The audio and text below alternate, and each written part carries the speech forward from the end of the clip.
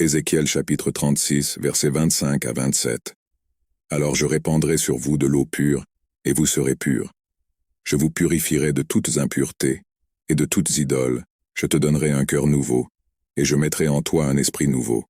Je t'enlèverai ton cœur de pierre, et je te donnerai un cœur de chair.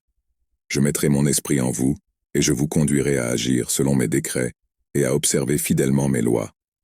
Ces versets font partie d'une prophétie de restauration et de renouveau prononcée par le prophète Ézéchiel.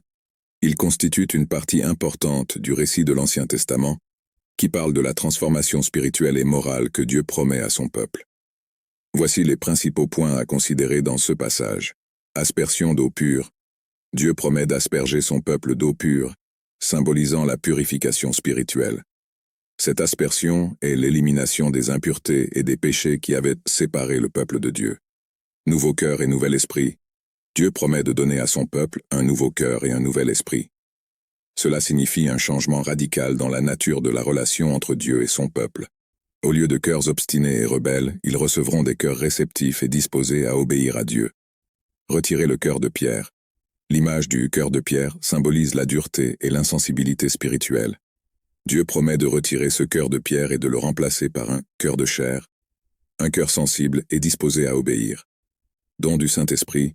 Dieu promet de mettre son esprit parmi son peuple. Cette promesse est essentielle à la transformation spirituelle et à la capacité de vivre selon les commandements divins.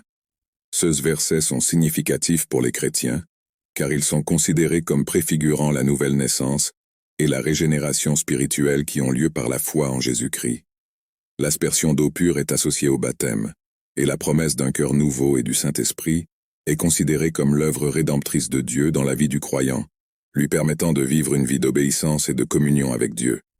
Ce passage met en évidence la grâce de Dieu et sa puissance transformatrice dans la vie de ceux qui le recherchent,